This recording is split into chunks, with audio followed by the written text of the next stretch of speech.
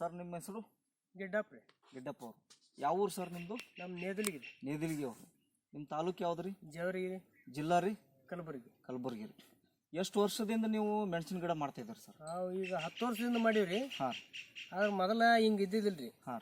ಈಗ ಈ RPS ಇದು ಹೊಡೆದ್ವಲ್ಲ ರೀ. ಹೊಡೆದ ಮೇಲೆ ಈ ವರ್ಷ ನಮಗೇನು ಇದು ನಮ್ಗೆ ಮೊದಲಿಂದಕ ಈಗ ನೋಡ್ಬೇಕಂದ್ರೆ ನಮ್ಗೇನು ತಿಳಿಲಾರ್ದಂಗೆ ಆಗಿಬಿಟ್ಟದ. ಚೇಂಜಸ್ ಆಗ್ಯದ. ಚೇಂಜಸ್ ಆಗ್ಯದ. ಎಷ್ಟು ತಿಂಗಳು ಐತ್ರಿ ಇದು RPS ಹೊಡೆದ್ರಿ? ಇದು ಫಸ್ಟ್ಲಿಂದ ರೀ.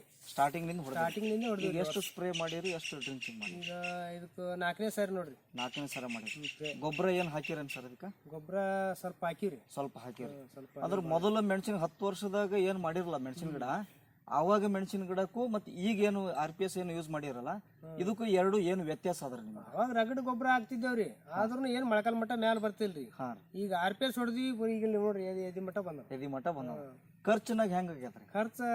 ಖರ್ಚು ಕಮ್ಮಿ ರೀ. ಖರ್ಚು ಕಡಿಮೆ ಆಗ್ಯದ. ಅಂದ್ರೆ ಬೆಳೆ ಚೆನ್ನಾಗಿ ಬಂದದ, ಖರ್ಚು ಚೆನ್ನಾಗಿ ಬಂದದ್ರಿ, ಖರ್ಚು ಕಮ್ಮಿ ಆಗ್ಯದ. ಹಾ. ಅಂದ್ರೆ ನೀವು ಈಗ ಒಂದು 4 ಮಾತು RPS ಬಗ್ಗೆ ಹೇಳ್ರಿ. ಅಂದ್ರೆ ಎಲ್ಲಾ ರೈತರಿಗೂ ಒಂದು ನಿಮ್ಮ ಮಾತು ಕೇಳಿ ಒಂದು ಇನ್ಸ್ಪಿರೇಷನ್ ಆಗ್ತದ. ಏನೇನು ಅನುಕೂಲ ಅದ, ಏನೇನಿಲ್ಲ ಅದ್ರ ಬಗ್ಗೆ ಒಂದು 4 ಮಾತು ಹೇಳ್ಬಿಟ್ರಿ. ಏನಿಲ್ಲ ನೋಡ್ರಿ, ಮೊದಲು ಫಸ್ಟ್ ನಾವು ಅಗಿ ಹಚ್ಚಾಗ RPS ಹಚ್ಚಿವಿ. ಹಾಂ ರೀ. ಈಗ ಮತ್ತೆ ಅದು ಹಚ್ಚಿದ ಮೇಲೆ ಹಂಗೆ RPS ನಾವು ಯಾವ ಎಣ್ಣೆ ಹೊಡೆದ್ರು RPS ಬಿಟ್ಟಿಲ್ಲ. RPS ಹೊಡ್ಕೋತ ಬಂದ್ವಿ.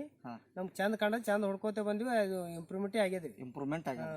ಈ RPS ಹೊಡಿ ಅಂತೇಳಿ ನಿಮಗೆ ಮೊದಲು ಹೆಂಗ್ ಗೊತ್ತಾಯ್ತಾರ? ನಿಮಗೆ RPS ಮತ್ತೆ ಇಲ್ಲಿ ನೀವು ಹೇಳಿರಿ, ಮತ್ತೆ ಇವರು ನಮ್ಮ ಪೀರಣ್ಣವ್ರು ಮೊದಲು ಮಾಡ್ಯಾರಲ್ರಿ, ಅವ್ರು ಹೇಳಿದ್ಮೇಲೆ ನಮ್ಗೆ ಗೊತ್ತಾಯ್ತು. ನೀವು ಬರ್ರಿ ಸರ್. ಸರ್ ನಮಸ್ಕಾರ. ಹೇಳಿದ್ಮೇಲೆ ಗೊತ್ತಾಯ್ತು ನಮ್ಗೆ. ನೀವು RPS ನೀವು ಹೇಳಿದ್ಮ್ಯಾಗ ಅವ್ರು ಯೂಸ್ ಮಾಡ್ಯಾರ್ರಿ, ನಿಮ್ಗೆ ಹೆಂಗ್ ಗೊತ್ತಾಯ್ತು? RPS ಬಗ್ಗೆ ನಿಮ್ಗೆ ಹೆಂಗ್ ರಿಸಲ್ಟ್ ಹೆಂಗಾಯ್ತು? ನಿಮ್ಗೆ ಅದ್ರ ಬಗ್ಗೆ ಒಂದು ಸ್ವಲ್ಪ ಅದ್ರ ಅನಿಸಿಕೆಗಳು ಹೇಳ್ರಿ ಸರ್.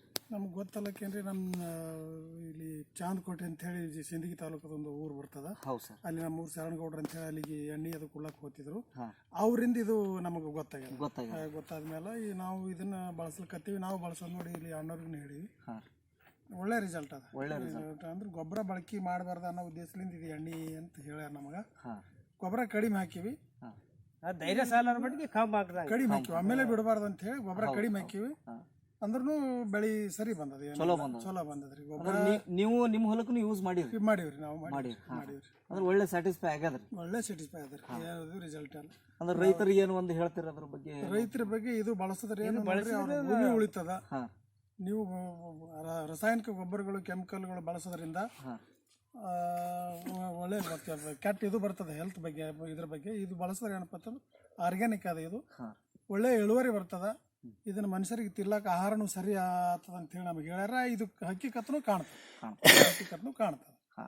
ಒಳ್ಳೇದದ ಸರ್. ನಮಸ್ಕಾರ. ನಾವು ಧನ್ವಂತರಿ ಡಿಸ್ಟ್ರಿಬ್ಯೂಟರ್ ಪ್ರೈವೇಟ್ ಲಿಮಿಟೆಡ್ ಇಂದ ಕಂಪನಿದಿಂದ ನಾವು ಬಂದಿದ್ದೇವೆ. ನಮ್ದು ಪ್ರಾಡಕ್ಟ್ RPS 76 ಅಂತೇಳಿ. ಇದು ಆರ್ಗಾನಿಕ್ ಪ್ರಾಡಕ್ಟ್ ಇದೆ. ಇದು ಬಳಸೋದ್ರಿಂದ ಏನಪ್ಪ ಅಂತಂದ್ರೆ ಫಸ್ಟ್ ಆಫ್ ಆಲ್ ಒಂದು ಖರ್ಚು ಕಡಿಮೆ ಮಾಡ್ತದ, ಇಳುವರಿ ಹೆಚ್ಚಿಗೆ ಕೊಡ್ತದ. ಮತ್ತು ನಮ್ಮ ಭೂಮಿ ಏನು ರಾಸಾಯನಿಕ ಭೂಮಿ ಏನಾಗಿದೆಯಲ್ಲ, ಇದು ಪೂರಾ ರಾಸಾಯನಿಕ ಇದ್ದಿದ್ದು ನಾವು ಆರ್ಗಾನಿಕಲ್ಲಿ ಕನ್ವರ್ಟ್ ಮಾಡ್ತೀವಿ. ಎರೆಹುಳ ಸಂಖ್ಯೆಗಳು ಹೆಚ್ಚಿಗೆ ಮಾಡ್ತೀವಿ. ಪ್ರತಿಯೊಂದು ಇದು ಯೂಸ್ ಮಾಡೋ ಪ್ರತಿಯೊಬ್ಬ ರೈತಗೂ ಒಂದು ಒಳ್ಳೆ ಪ್ರಾಡಕ್ಟ್ ಅಂತೇಳಿ ನಾವು ಪರಿಚಯ ಮಾಡಿದ್ದಾರೆ. ನಮ್ಮ ಇದಕ್ಕೆ ಪ್ರತಿಯೊಂದು ನಮ್ಮ ಕಂಪ್ನಿ ಏನು ಸ್ಟಾರ್ಟ್ ಮಾಡಿದ್ದಾರೆ ಇದಕ್ಕೆ ಪ್ರಾಡಕ್ಟು, ಆ ಕಂಪ್ನಿ ಮಾಲಕರಿಗೆ ನಾನು ಒಂದು ಧನ್ಯವಾದ ಹೇಳ್ತೀನಿ. ನಾವು ಧನ್ಯವಾದವನ್ನು ಯೂಸ್ ಮಾಡ್ತೀವಿ. ನಮಸ್ಕಾರ. ನಮಸ್ತೆ.